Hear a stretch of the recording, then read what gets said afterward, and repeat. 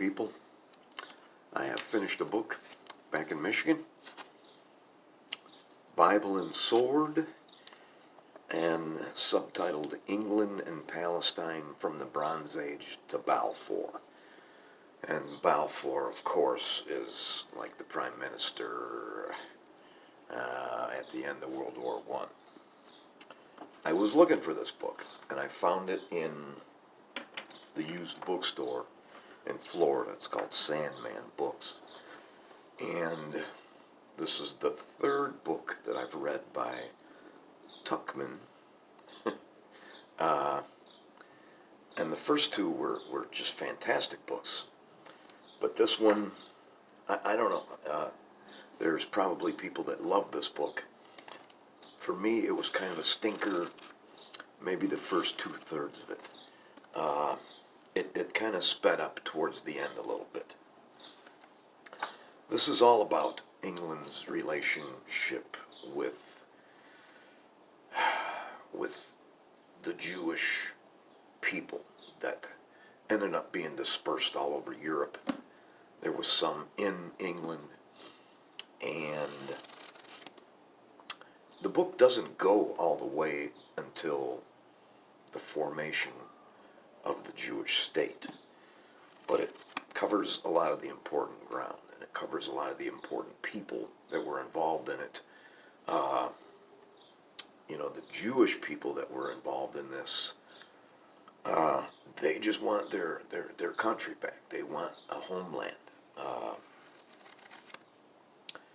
The Christians that are involved in this kind of have some bizarre ideas about what's going on. There are some that that really look at it with altruism. They just want to help the Jewish people. They want to help them get back to their land. Others think that they need to get them back there, and they need to convert them to Christianity. That's important because that's what a lot of them thought, that they had to convert them to Christianity, and then Jesus was going to come back. So part of the story is pretty fucking crazy. It runs, like it says, from the Bronze Age to Balfour. I got some notes here. This was written in 1956. It was published in 1956.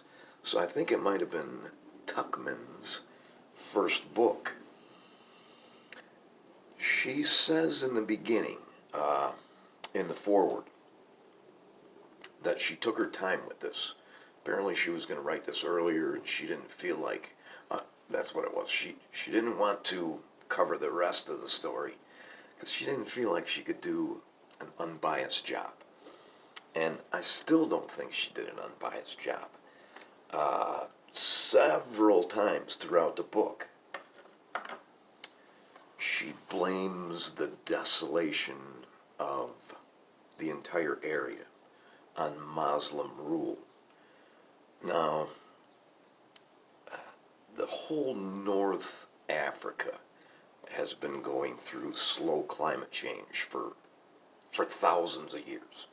I don't think, not that I want to second guess a historian, but I don't think it's because of Muslim rule. I think it's a natural occurrence. 1956, 349 pages. This thing took me about 3 weeks to read. I'm back in Michigan, so whenever I travel, I get messed up. And it always takes me a little while to finish the book that I had been working on. Let's get to the notes, because I don't want this to be a real long video. Second paragraph, page 57. There's a little bit of reading here. But she does a big long section on the Crusades. And I was picky about it because I thought this is an incomplete, this is a terrible history of the Crusades. But all she's doing is covering the English and what they do in Palestine.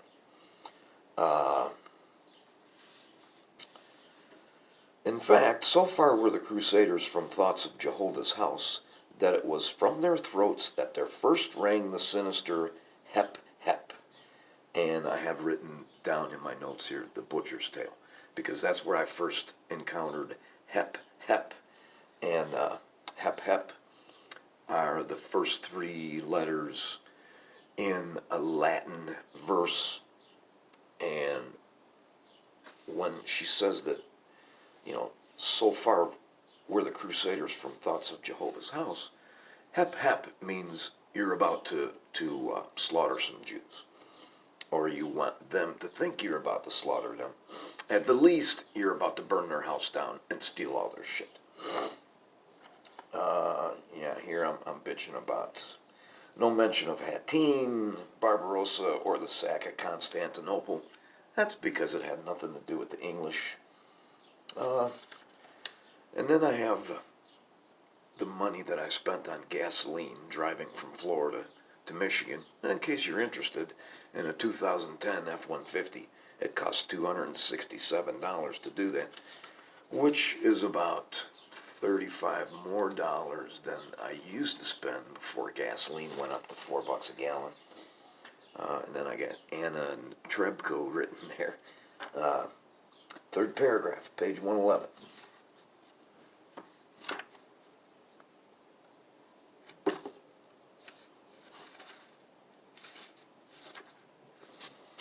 From Persia, by way of the Levant, the company brought plants, rare then, a commonplace now in everyone's garden: lilies, irises, crocuses, hyacinths, daffodils, and laurel. One commodity that was to become famous in English life, which the Turkish merchants unaccountably passed up, was coffee. Agents of the company noted it as a popular drink among the Turks. They sit chatting most of the day, wrote the traveler Sandys, sipping it as hot as they can suffer, black as soot and tasting not much unlike it.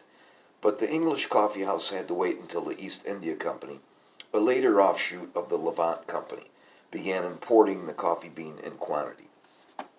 There's a big area here on trade, and I forgot to mention that. That's another important thing. The Englishmen that didn't want the Jews back in Palestine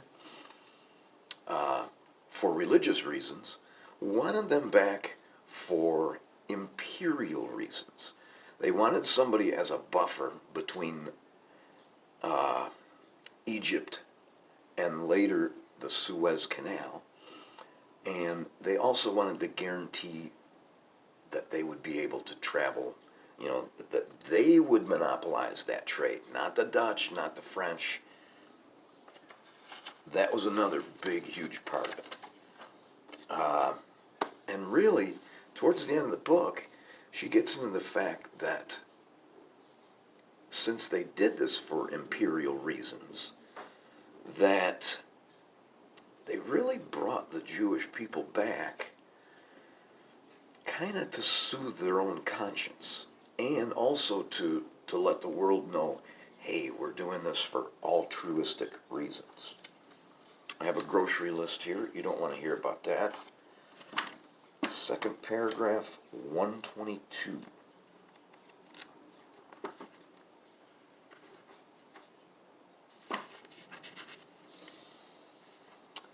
In the period covered by previous chapters, up to 1600, let us say, Palestine had been to the English a land of purely Christian associations, though lost to the Christian world through the unfortunate intrusion of Islam. And that's another, the unfortunate intrusion of Islam. I don't know why, did she do that on purpose? Did she not realize she does that? 20 times throughout the book. That's what is written. Now it came to be remembered as the homeland of the Jews, the land carrying the scriptural promise of Israel's return. Interest now centered on fulfilling the scripture. Starting with the Puritan ascendancy, the movement among the English for the return of the Jews to Palestine began. Second paragraph, page 182.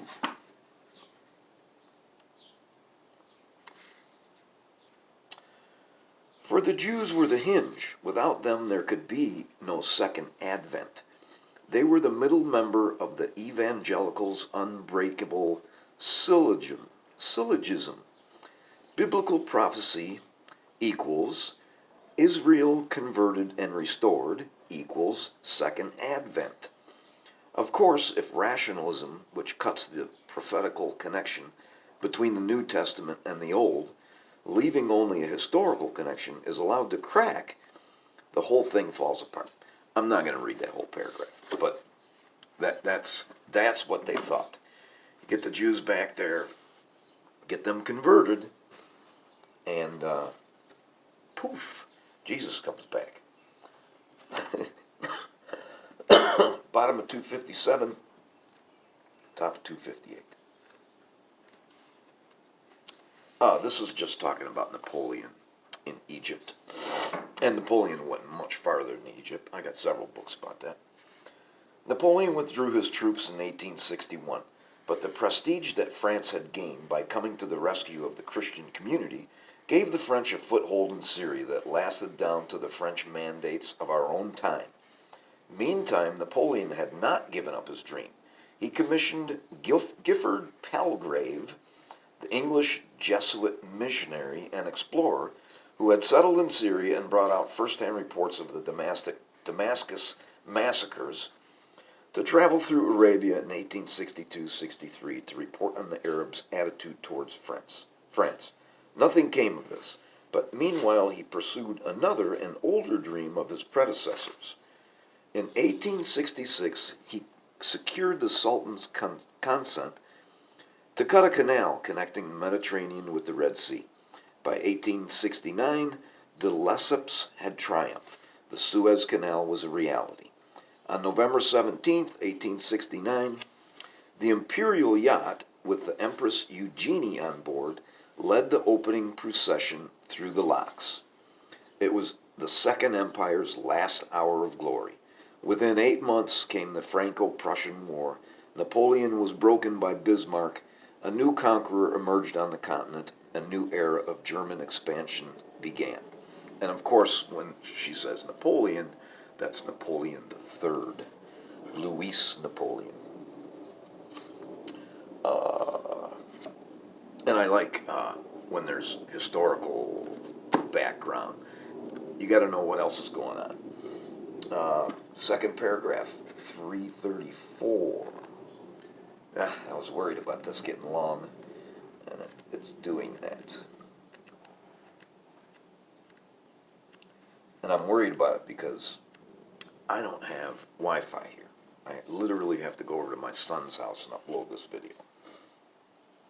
Second paragraph, 334. Largely the men in power approved the project. Lord Cromer, who had once dashed Herzl's hopes for El Arish, now astonished the Zionists by public approval of their goal in Palestine. Lord Milner, and we all recognize that name from South Africa, Lord Milner, the liberal imperialist, who had succeeded to the War Office after the tragic loss of Kitchener. That's why I marked this paragraph, the tragic loss of Kitchener. Kitchener was an evil person. He almost fucked up in the Sudan. He's lucky he had a Scotsman there to save his ass. And I've got written here Paardeberg. And Paardeberg was a battle in the Boer War where they had the Boer trapped. The slow-moving, much encumbered Boer columns. They had their families with them and everything, fucking wagons, oxen. They had them trapped in a riverbed, and all they had to do was either bombard them or just wait till they surrendered. Kitchener ordered his men to do frontal assaults at Paardeberg, and it was suicide. The Boer were the greatest marksmen in the world at that time. English didn't get too many wounded people. They were shot in the head.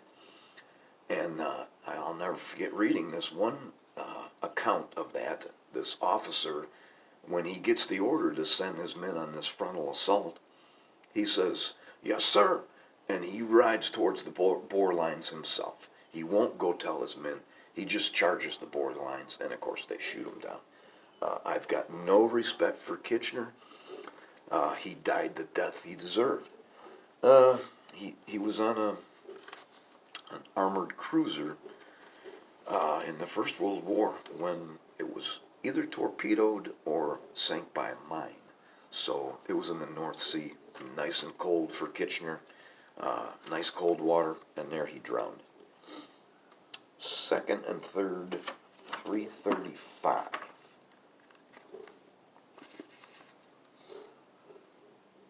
I don't know why I have to do the second and third. We already talked about,